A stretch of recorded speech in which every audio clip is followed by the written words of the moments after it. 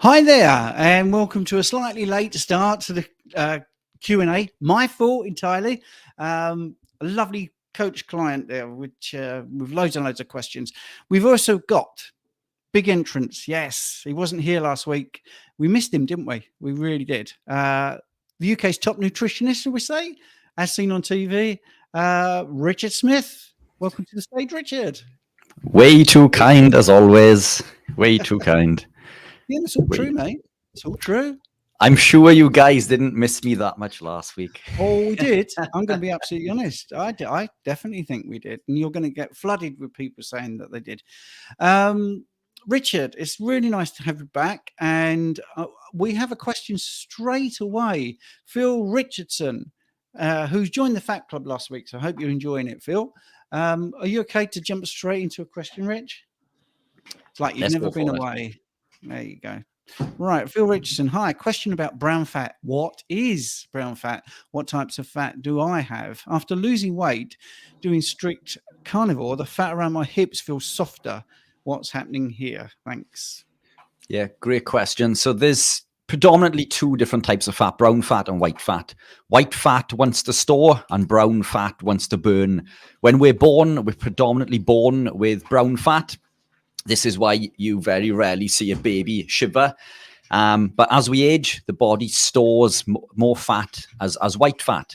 The beauty of being ketogenic and carnivore is a ketogenic state upregulates a pathway or enzyme called UCP1, uncoupling protein 1, and it tells our white fat to act in the same way that brown fat does, which means that we begin just to waste our body fat, which is fantastic.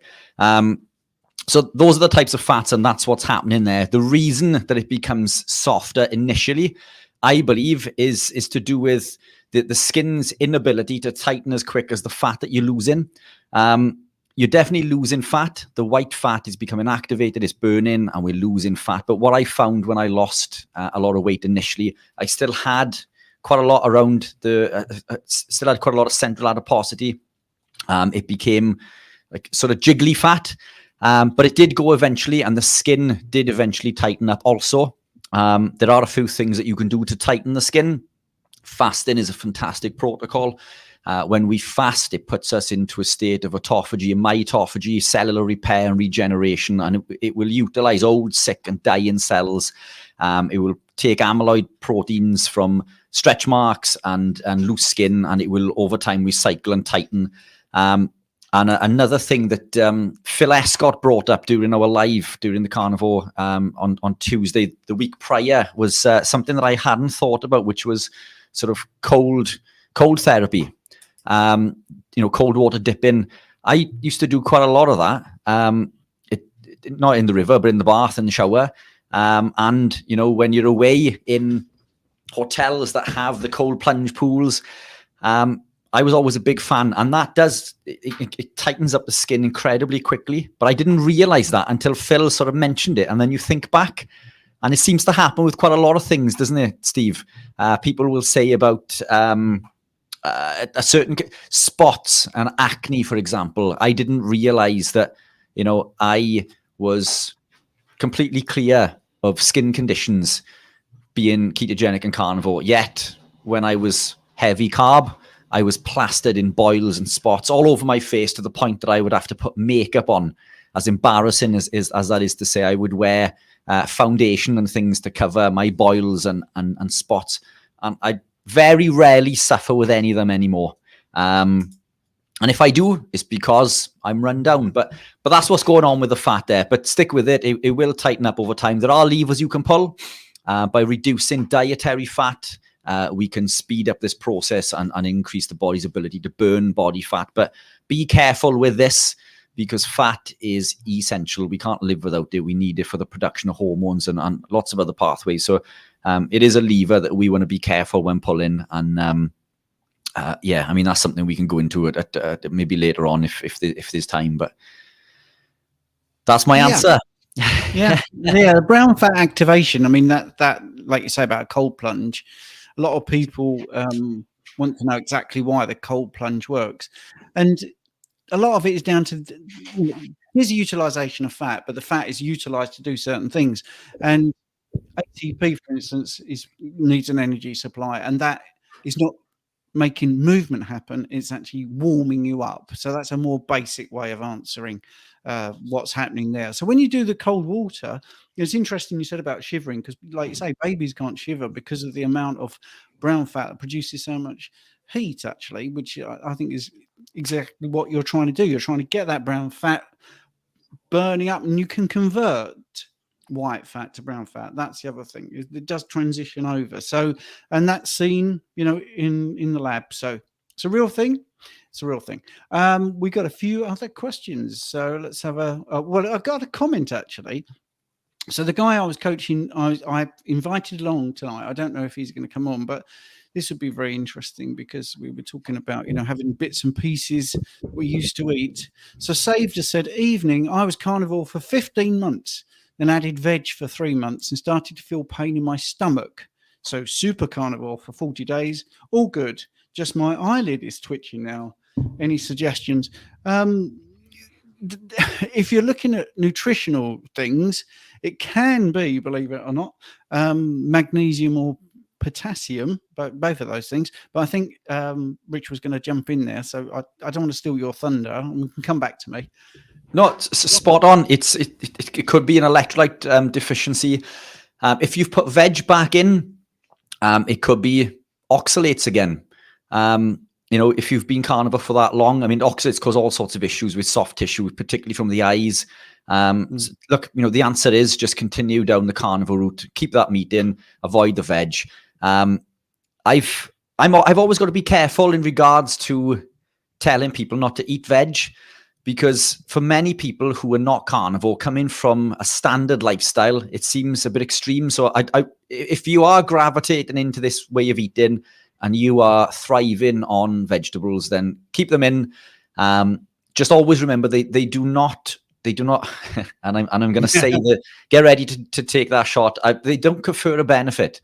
There's the nutrients in there are not bioavailable. They're full of plant toxins, phytoalexins.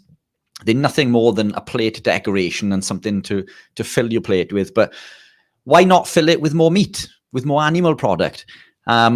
Again, I understand that these are incremental changes and you may be new to the lifestyle. So if it is working for you, keep it in, but it's not essential. Fiber is not essential. And again, that's something we can go into more detail if anybody wants us to, but stick with it because it will clear up. If it does persist, then look at, as Steve says, the electrolytes. Yeah, and also you've got caffeine as well. That's another one that can cause that.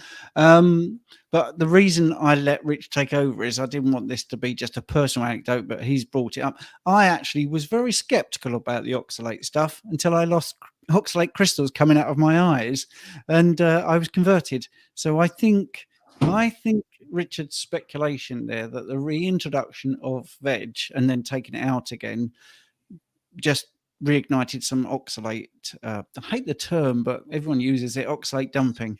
I think it's more oxalate detoxification, really. I don't think it's dumping it, but anyway, it's coming out of your system, I think. Do you know what? I like that. I think we should run with that moving forward. We'll call it oxalate detox over dumping. Yeah. We'll coin your new saying, oxalate detox. Yes. Well, that's what it's doing. Nice, simple. By the way, I'm not doing all the hellos and good evenings, but for everyone that's saying that, good evening, hello is great. It's really nice. Morag, which is a very Welsh name. How long does it take to tighten skin? And do we have to fast? What a great question. Fasting is an incredible tool. This is what allowed me. Hey, Morag, by the way, I know Morag. Fantastic contributor to the social networks. Fasting is a fantastic tool, and but it will take time.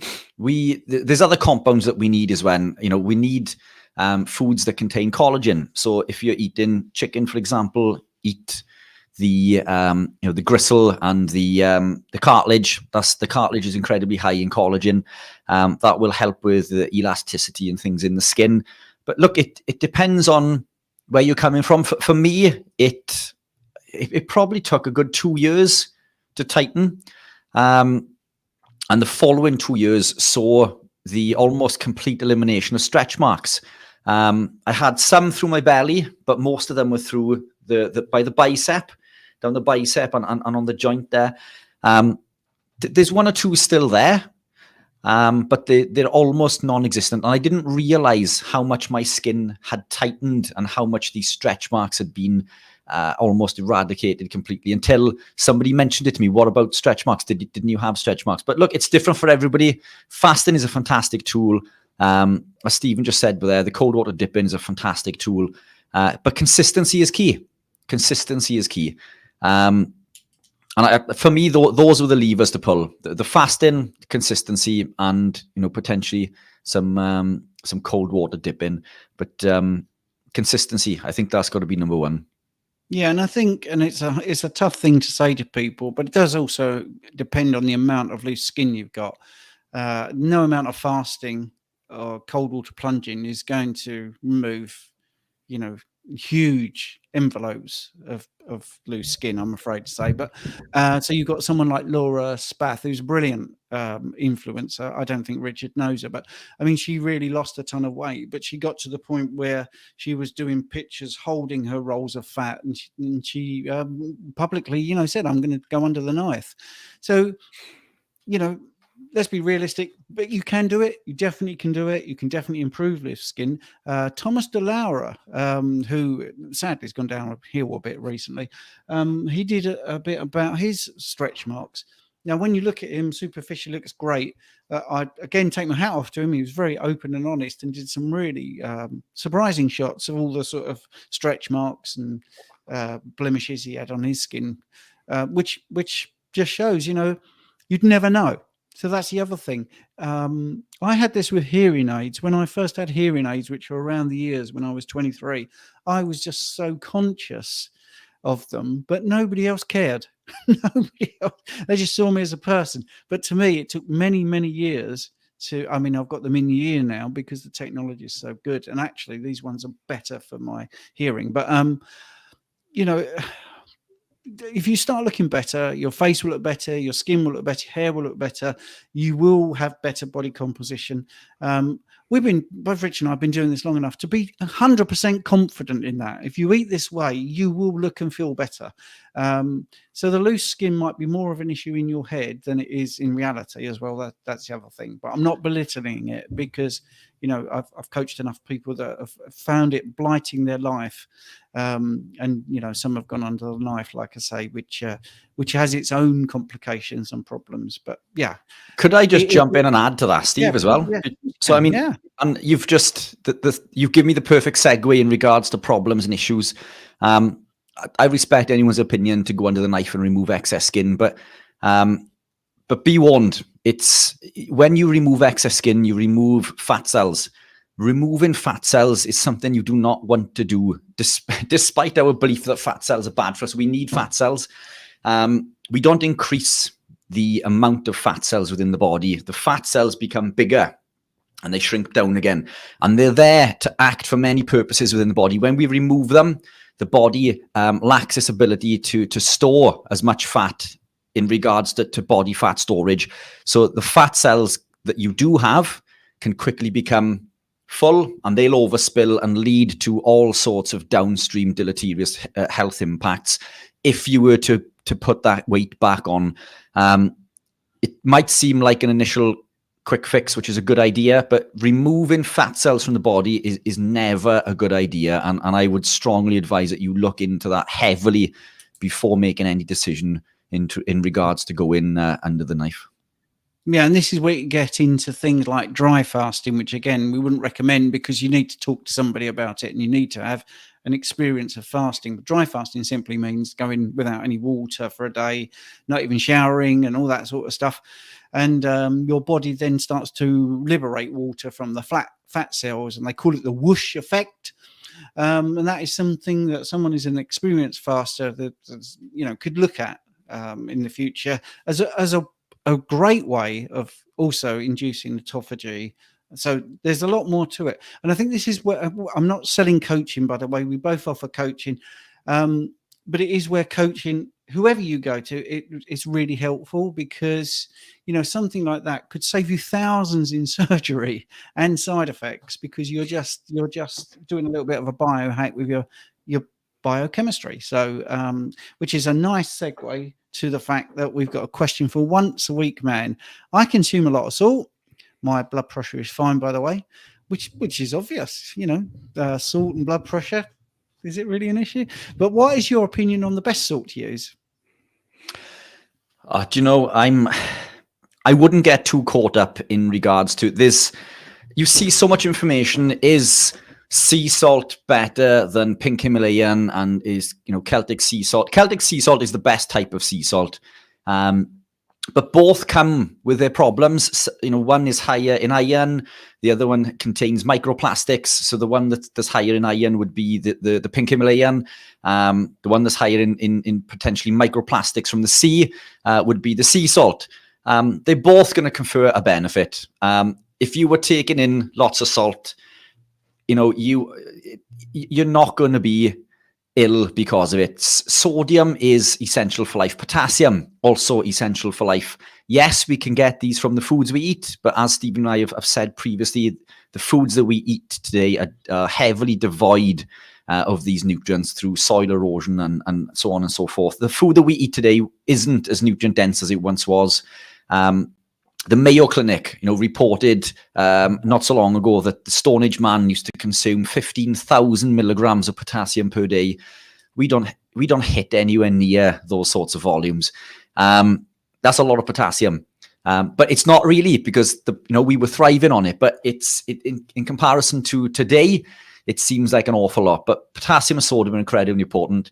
Salt your meals if you need to. Some people within the carnivore community thrive without salt. They obtain enough salt from the meat that they're eating.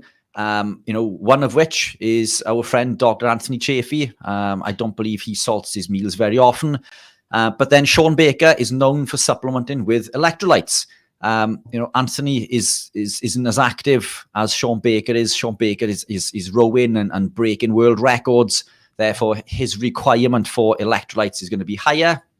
Dr. Chaffee, he's not as mobile as he used to be in regards to being a professional athlete. So maybe his requirement, is a lot less, and he manages without it. So your circumstance is incredibly important. What you're doing, what your goals are. But salt in your meals, in my opinion, is fantastic. I would not get caught up over pink Himalayan or Celtic sea salt. If you're using one or the other, or alternating between both, fantastic. But it's so difficult to weigh up whether one that contains one compound is causing more harm over one that contains another.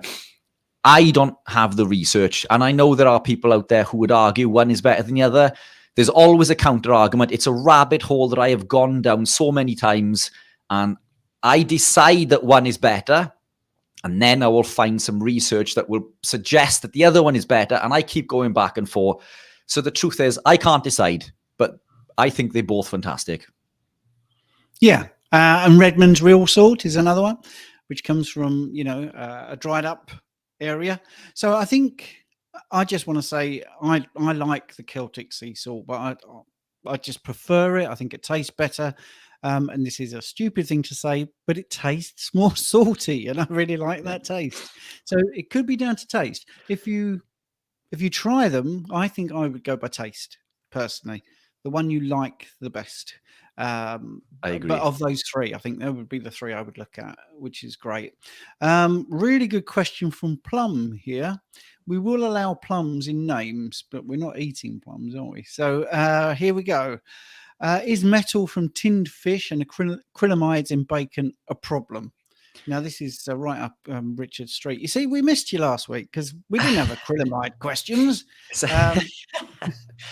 Look, acrylamide isn't just found in bacon. It's found in coffee and anything that is burnt. It's found in lots of foods, just varying degrees. Now, the thing with acrylamide is that it only causes harm when it's accumulative. So it's accumulative. If you were to drink coffee, for example, 6 times a day, then it could cause a problem because it's going to build up. If you only drink coffee once a day, then you'll probably be fine. Bacon Again, it's the same thing. Bacon works well for me. It doesn't work for a lot of people. I spoke with a client a few days ago who eats lots of pork, and we believe this is the reason that they weren't losing weight, because of the high linoleic acid content. And again, there's reasons to and for that in regards to it being oxidized, and whether it is actually causing a problem. But we do keep it on the shelf for a long time. So my simple answer is, look, it is, they can cause a problem. If you were going to only consume things like mackerel and sardines from a tin over not consuming them at all, I would say to eat them from a tin, because you're going to be way better off for consuming that mackerel or sardines from a tin. As long as it's in spring water or brine, do not purchase in oil, olive oil, or what's the other one, Steve? It comes in vegetable oil of some form, isn't it? Sunflower oil, spot on.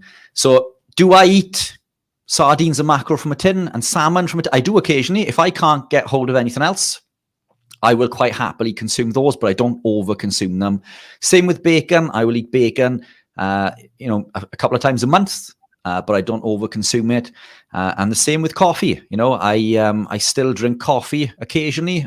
Sometimes I'll do 1 or 2 cups a day, and then I may go 2 or 3 weeks without having a cup. So it all depends on how much you're consuming. But I wouldn't be put off with consuming salmon or sardines or mackerel from a tin if that's the only source that you can get hold of at that time. Again, it's accumulative. So if it's not something that you're over consuming, then I believe that there's more benefit to come from, consuming that compound over not consuming that food source, over not consuming it. So yeah, what do you think, Steve? Yeah, it's a net benefit thing. I had canned salmon in the week, and I like sardines.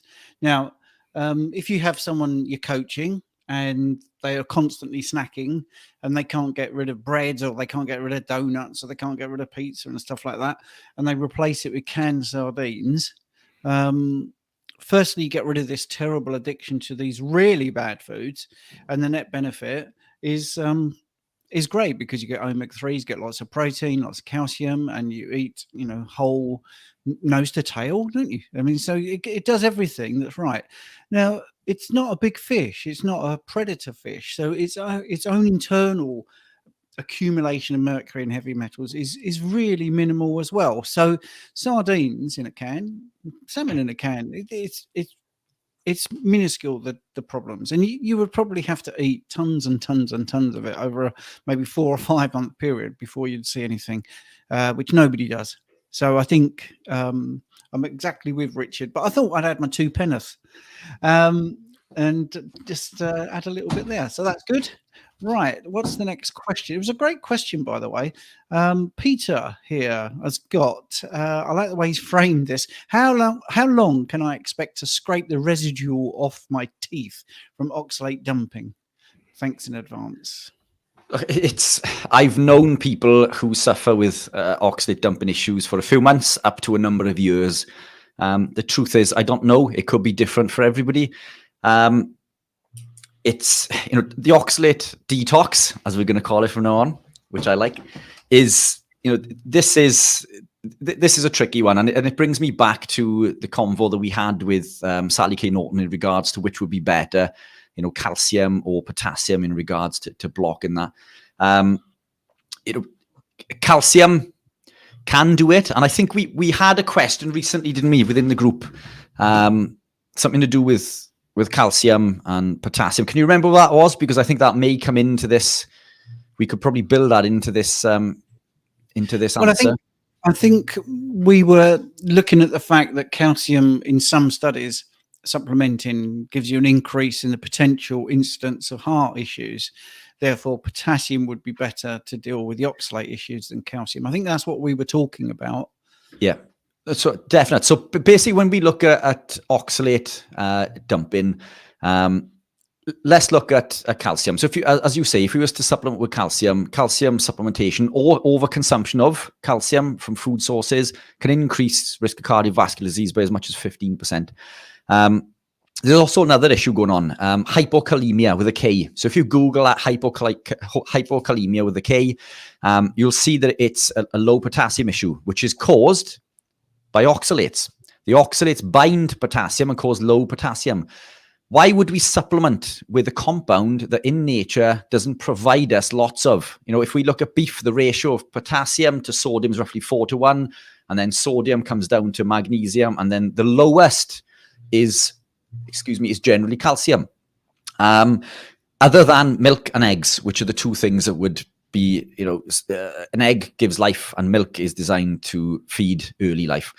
But beyond that, when we look at the ratios, calcium is incredibly low. So we don't want to overconsume calcium. If we're suffering with a low potassium issue, doesn't it make sense to increase potassium citrate? But it's coming back to the original question, which was how long. I don't know. It could be a number of years. But what I would suggest is look at potassium as potential supplementation. Potassium citrate.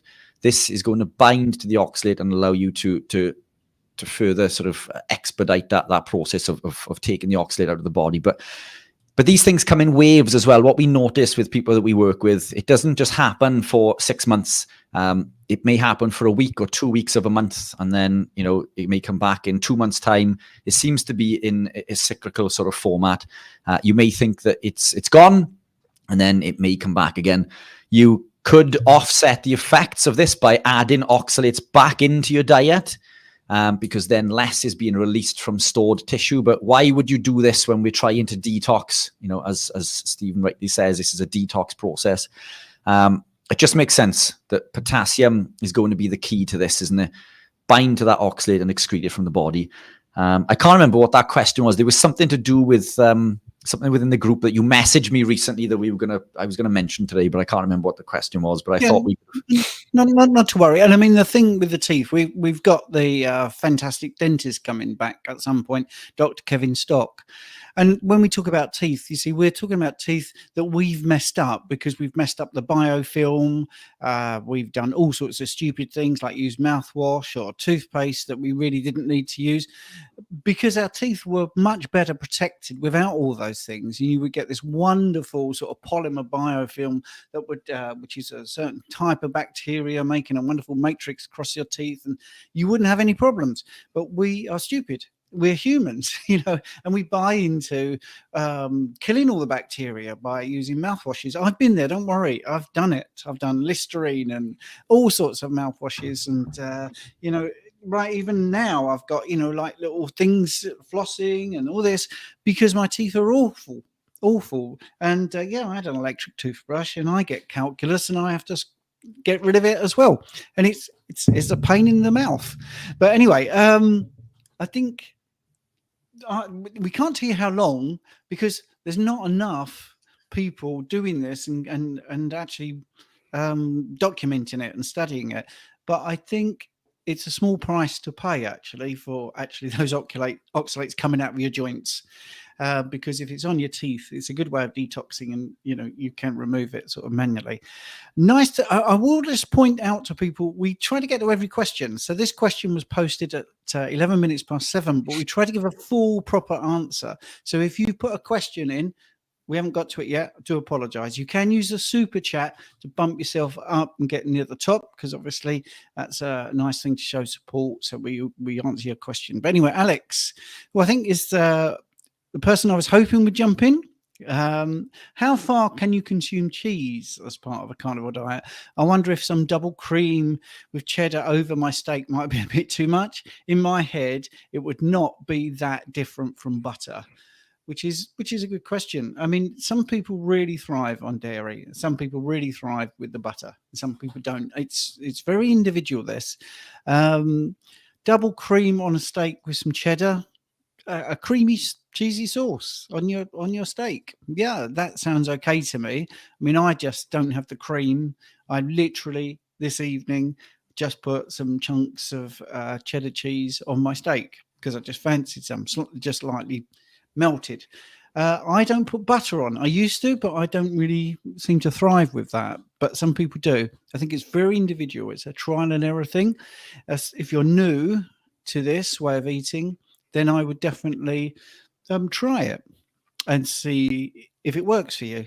But one of the things I would say is it's possible that it could trigger cravings and addictions because there is a sweetness inherent in dairy, the casomorphine effect, which is something people know about. They start with one pot of yogurt and then they'll have 4 pots of yogurt and all this sort of stuff, or they drink one little bit of milk and then they end up wanting pints. So you have to be careful if you're an addictive sort of person. But I'm not anti-cheese if you can tolerate it and you don't eat too much.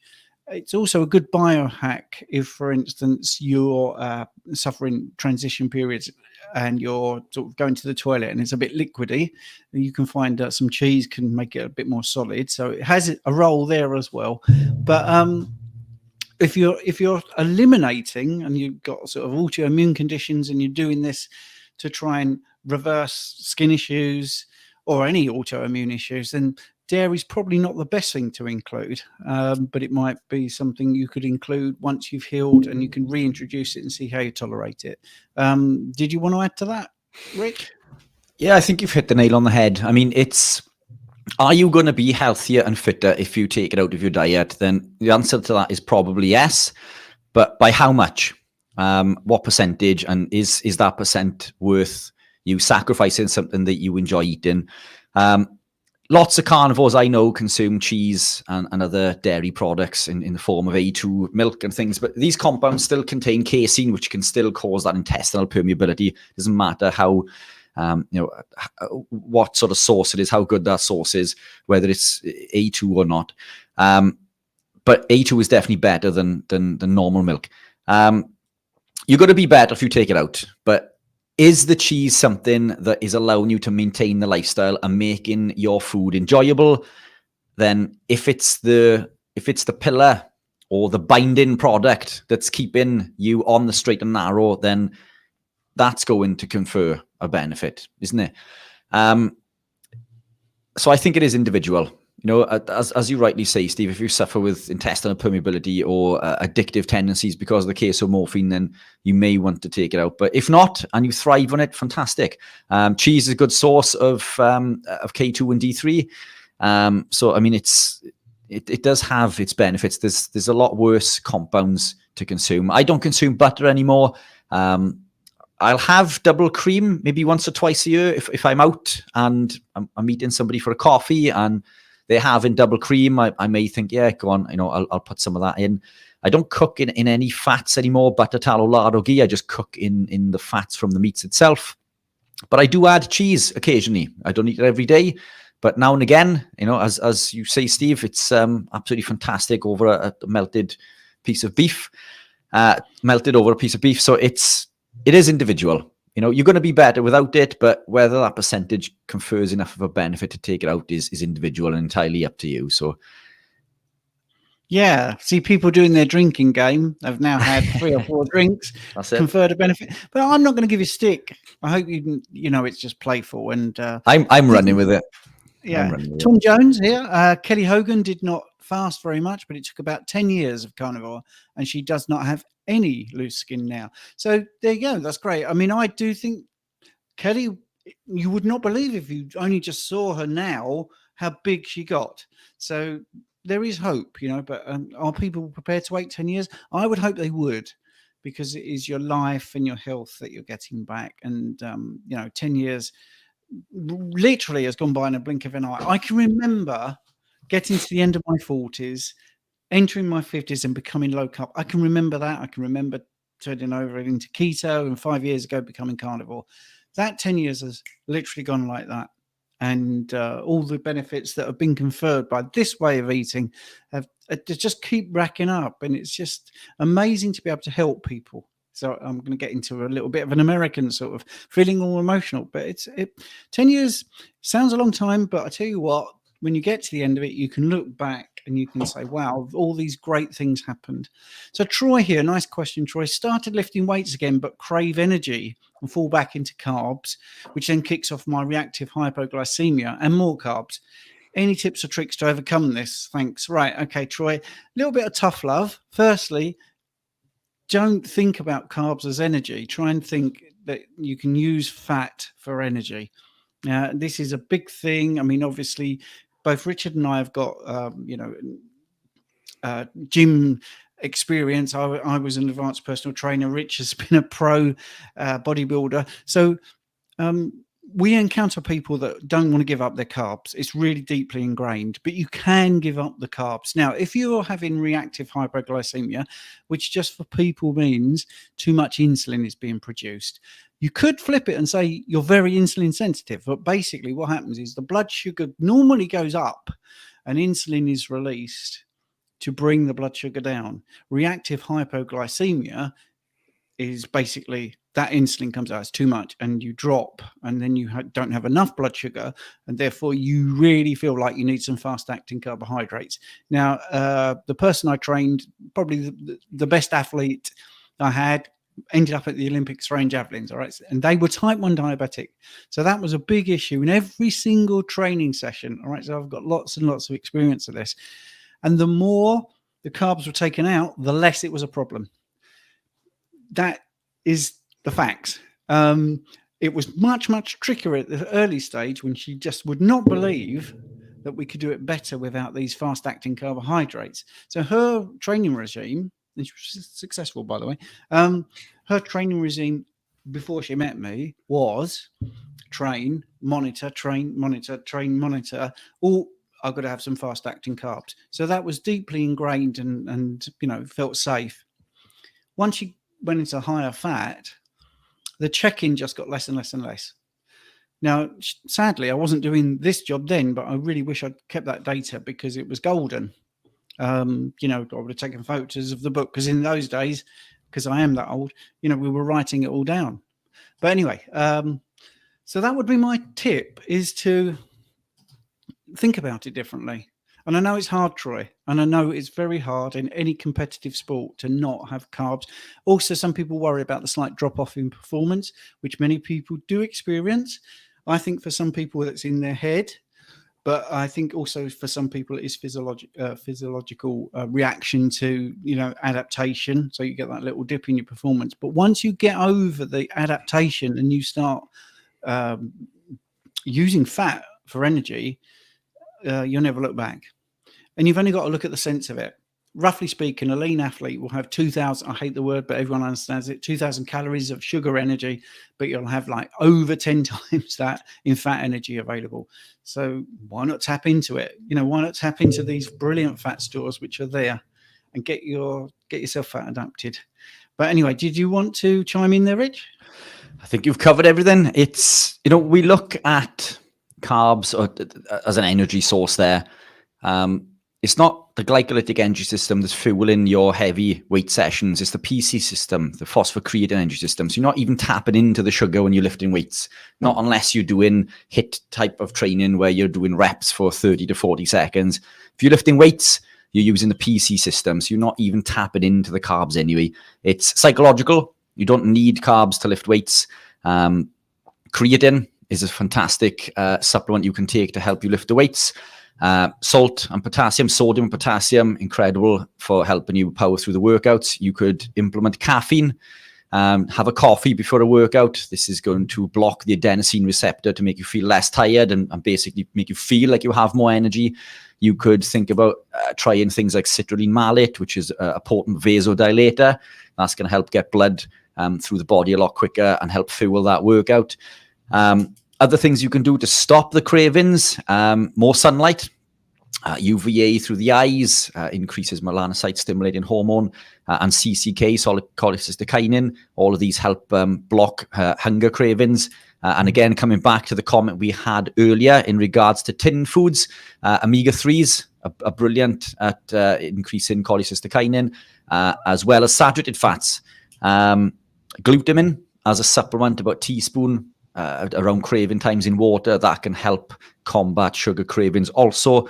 But we must understand that these cravings come through the neurotransmitter signals within the brain. And when you understand what creates the neurotransmitters, you'll understand that these compounds are blocking your body's ability to create things like serotonin and dopamine naturally, therefore fueling the cravings for sugars. Because when we consume sugar, It increases insulin. Insulin takes all of the amino acids out of the blood except for tryptophan, leaving tryptophan available for the production of serotonin, i.e. sugar gives you this serotonin fix and makes you feel good. So you go to do more of it, and so on and so forth. And it's a similar process with dopamine as well. The more you put in, the harder it is to block. And every time you put it in, it's going to become more difficult for your body to adjust. So as Steve says, bit of tough love, power through, just accept your workouts are going to be slightly substandard for a few months. Upregulate these monocarboxylate transporters and your body's ability to utilize fat for fuel. And as Steve says, the body contains 15 times more stored energy in the form of body fat than you get from stored carbohydrate as glycogen. So this is the way forward. You just need to overcome a lifetime of abuse, for a better term, and allow your body to upregulate these systems and pathways involved. Excellent. A little bit of inspiration here from Lara, UK here. January carnivore, lean already, leaner after January, came in from no junk diet and grass-fed whey, lots of egg, salmon, some berries. Feel amazing and need to strengthen my skinny frame. So yeah, a bit of resistance training is always good. We have Morag. What ratio of fat to protein do you recommend on carnivore? I will start, if you don't mind, trying to just share out everything. If you're talking about by weight, I would start with 1 to 1. So an egg is pretty much 1 gram of protein to 1 gram of fat, and so is a ribeye. Just using those as examples. Now, and by the way, I know a ribeye is 70% water, but when we just look at the fat and the protein, it's 1 to 1. If you was to go by calories, then approximately it's 66% to 33%, 66% fat, 33% protein. So that's how nature has given us the fat and protein. In most things, it's about 1 to 1 by weight. And I would start there. I really would. Also, the amount, a nice rule of thumb, and I know Richard can get into more sort of detail, but if you're starting out, I like to make things really simple. 1 gram of protein, 1 gram of fat per pound of lean body mass. So if you weigh 140 pounds, then you need 140 grams of protein and 140 grams of fat. That's it. So that's a good start to make things really simple. Now, some people need more, some people need less. If you're looking to go and lift lots of weights and build lots of muscle, you're probably going to need more protein. You may need more fat because you need fat to absorb the amino acids, one of the things that people always forget. But fat also will give you energy. If you are plus sized, then you might need to look at this differently. Believe it or not, some people will go with slightly higher fat and lose body fat. Some people will go with leaner protein and lose body fat. It is trial and error. Definitely, this way of eating is not a one size fits all. And I know there are influencers out there that give you the one size fits all. You must eat X amount per day. You must eat X amount of food, this amount of protein, this amount of fat. Well, I can tell you, everyone in the comments is different. So one of you might be 4'11", never seen the inside of a gym, and happy with how they look. Another person might be 6'7" and be pounding out hours and hours in the gym. Completely different needs. Even temperature of where you live, the stress of your work, all of that. Age has some effect on this as well. So that would be my start anyway. But Rich, feel free to, if you want to add more detail or whatever. No, spot on. That's exactly what I was going to go with. Oh, good. There you go. I made him happy. That's good. So here we go. Nice question. Saved. Why do I have? I'm gonna make that a bit more English. So why are some days my ketones go to 1.1 and most days 0.2 to 0.5? I have good energy. I sleep well. I eat twice a day. Some days 3 times. Is it important to have high ketones in the blood? Do you know, you sort of answered your own question because you've put, I have good energy. I sleep well. I eat twice a day. It sounds like that's working for you. Also, without knowing your glucose, we don't know the ratio between your blood glucose and your ketones. I personally would never sweat over my ketone level ever, right? But that's not true, because when I started, I was a data geek and I loved all the influencers and I really wanted to know. So I think what I've learned, you want to know about your body and you want to know what foods do to your body, the Keto Mojo or things that measure your blood glucose and your ketones actually make what we're saying real in reality. It gives you the data and you can see it. The problem is you can get all the data and actually see it, and it can be get you a little bit sort of obsessed. Pretty much the same as like the scale could be your enemy, when all you got to do is look in the mirror or look at your belt and think, wow, this is great. I don't need to weigh myself. I look and feel better. So those numbers don't bother me. Some days, I'm going to give you a really naff answer, saved. Some days your body needs you to have 1.1 amount of ketones, and some days it only needs 0.5. The body knows what it's doing. And if you're feeling great and you're sleeping well and you have good energy, I personally would say that works. That's good ratio. Yeah, spot on. It's I too got heavily involved and obsessed with tracking ketones originally from the urine strips, and then the breath monitors, then the blood monitors. What we will see initially from the breath monitor and the urine strips is your body measuring wasted ketones in the form of acetone and acetoacetate, which is a fantastic gauge. I think they're incredible tools for you to see if the foods that you are consuming are having an impact on insulin. Because if they are, then your ketone levels are going to be lower and you're not going to be wasting ketones. So what I would say is they are fantastic tools, ketone strips and blood monitors and breath monitors initially. But what you will find is as you adapt, the body no longer wastes these ketones. It utilizes them as beta hydroxybutyrate. Initially, your blood will be full of beta hydroxybutyrate. And then as you adapt further, the body craves them so much that it pulls them out of circulation as quick as they're going in. So your ketone levels, even through the blood monitor, will eventually come down. When I test with my on-call meter or Keto Mojo, my ketones can be anywhere between 0.2 up to 0.6. They're very rarely any higher than that anymore. When I was testing initially, when I started, they go as high as 16, which is incredibly high. Ketones are important, but the level that you're reading in the blood is not. Because as Steve says, if they are low, then that's what your body needs at that time. If they're higher, then that's what your body needs at that time. If they're in the blood, they're not being utilized. But other factors can impact what keto reading you get also. So I wouldn't test in the morning because of the dawn effect. Insulin is elevated, so your ketones are going to be lower. Don't test after eating a meal, even if it's a high-fat meal.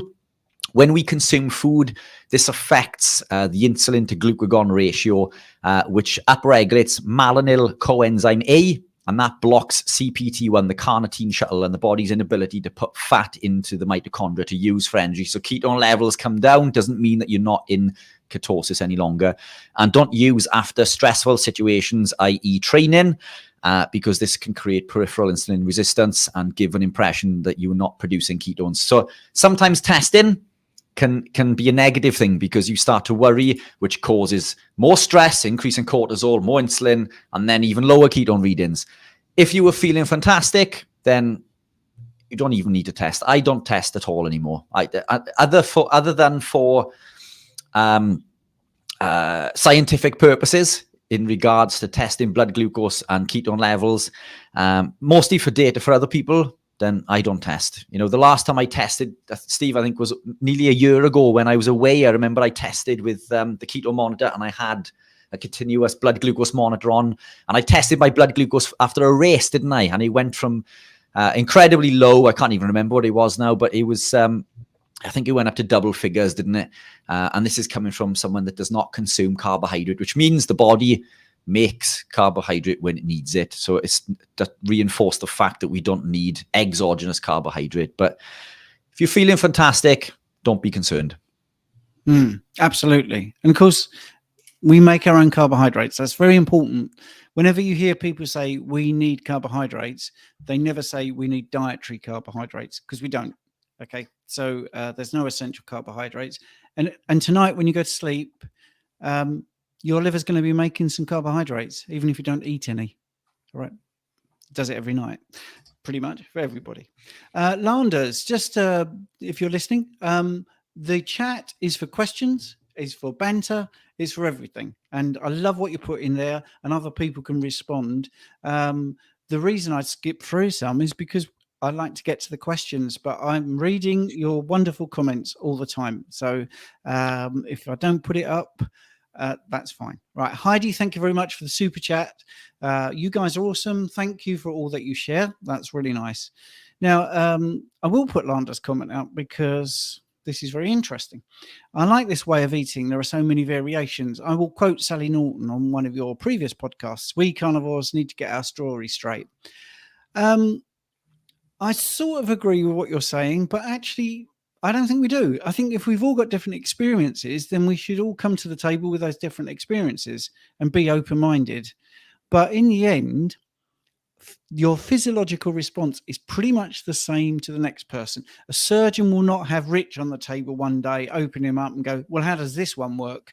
So there are some basics, all right, that we all do have the same sort of thing. And that, yes, there are autoimmune conditions, there is pancreases that don't make enough insulin and all that. But in the end, the hormones do the same thing. Cortisol does the same thing. So we talk about that. And then there's variations within that. So I can't remember the person who had the reactive hypoglycemia. I think it was Troy, maybe. But anyway, that is a specific situation to which there is a variation for the answer, because other people might have a different reason for that happening. Could be overtraining, for instance, under eating, over fasting. So you have to get to the situation. But I think if you look at the overall arching sort of answer to most things, it's going to come down to eat animal proteins, try to avoid spiking your insulin, try to keep your stress levels low, and try to avoid spiking cortisol. You know, so there's lots of sort of things that are pretty much the same for everybody. So we have a very basic question here. What do you eat in a day, please? Right. I on my website and also on my YouTube channel, I do a thing called What I Eat in a Day, because I have a lot of variation. My mainstays are beef, so I have steak, sirloin steak, I'm lucky, or ribeye. I do have a bit of cheese, have a bit of eggs. I like fish. I had salmon this week, as you know. I had both fresh salmon and I had canned salmon. I eat maybe 2-3 meals a day. It's all very intuitive. I stop when I am full, only eat when I'm hungry. That's it. And I drink water, which is gone, and decaf coffee. That's it. I'm pretty boring. I like bacon and eggs in the morning. Some mornings I skip breakfast. I do think skipping breakfast is beneficial for some people. I feel better when I skip breakfast, but I live in the world that's social. And if Jane and I can have breakfast together, I might eat it, not because I'm hungry, but because I want to. I want to sit and have my breakfast, and the dog has something to eat as well. So it's just a nice family thing that we do. But we don't have cereals. We don't have skim milk. We don't have fruit. We don't have freshly squeezed orange juice. I don't eat any veg, and that's it, really. That's me. Perfect. Today, nothing so far. Not because I'm fasting. Technically, I am in a fasted state, but I haven't been hungry. So I haven't eaten anything. When I go home after this, I will probably eat some form of beef. It'll either be beef pieces, beef mince, or some chuck steak. I tend to eat some form of beef every day. I do throw eggs in. There would be an argument as a proper carnivore to take eggs out, but eggs are a fantastic source of many nutrients like choline, folate, vitamin D3 and K2. So, I think unless you suffer with any issues, eggs are a fantastic addition. So I do eat eggs. Lamb, I think lamb is heavily underrated. I think the whole thing from the US gets pushed on us in regards to beef, grass-fed beef, and it's because lamb isn't as popular out there. But lamb, I believe, may be more beneficial than beef, grass-fed lamb. So lamb I eat a lot of. Cheese occasionally. So again, I'll add cheese, but I think that's probably it. You may think it's boring, but I love the food I eat. I love eating fatty cuts. I do throw bacon in as well now and again. I'll eat any animal protein.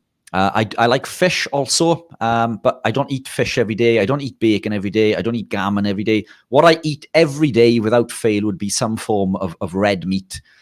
Usually chuck steak, that's one of my favorite cuts. It's one of the cheaper cuts. It's incredibly fatty. It's known as casserole steak, and it's meant to be cooked for a long time, long and slow, but I just pan fry it because it tastes absolutely stunning that way. It's too fatty for many. Mince is a fantastic addition as well. Pan fry my mince with a lid on. I don't add any fat to it. And that's it. It's pretty plain and simple, but I love the food that I eat. Yeah, that's great. We have a couple of minutes left, so we won't be able to get to every single question because we now go over at 8 o'clock to another platform, which we're not allowed to mention on YouTube, but it rhymes with apple crumble. And the link is in the chat if you want to come and join us at 8 o'clock. I will try and remember some of the questions. I will do sort of a screenshot. So if you do come over, you could either rewrite the question, or you could come back next week. We're here every Sunday at 7 p.m. and get on first. As soon as I post that we're doing the live stream, you can put a question ready. Like when we first got on, there was somebody had a question about brown fat. Phil Richardson it was, I think. So do that. Jump in nice and early. Thank you, everyone. It's nice to see that we've got a lot of people watching, which is really handy. We've got over 100 during this live session, which is, I think, the first time we've done that. So that's appreciated. All the questions are appreciated. So we will be over on that other platform at 8 o'clock. If we don't see you there, hopefully we'll see you next Sunday at 7 p.m. If you can't wait that long, Tuesday, 7 p.m. in the UK, you can also see us on Carnivore Team GB, which is a brilliant panel of Richard Smith, Jonathan Griffiths, Phil Escott, Ben Hunt, and me. So, Fantastic team. You can pick who you want to listen to and talk to. And, that's Tuesday. And that's every Tuesday at 7 p.m. Both of them are free. Come along, ask a question. It's great. And on Mondays, if you're interested in Mighty Networks, then Rich and I do a Monday at 5 p.m. on Mighty Networks. So there's plenty of access to get your questions to us. And it's always free. So it'd be great to see you. Thanks a lot. And do you want to say goodbye, Richard? Yeah, thank you all for listening. Hope to see you on the other channel. And take care and we'll see you soon. Great stuff. Thank you very much. This is great that everyone turned up.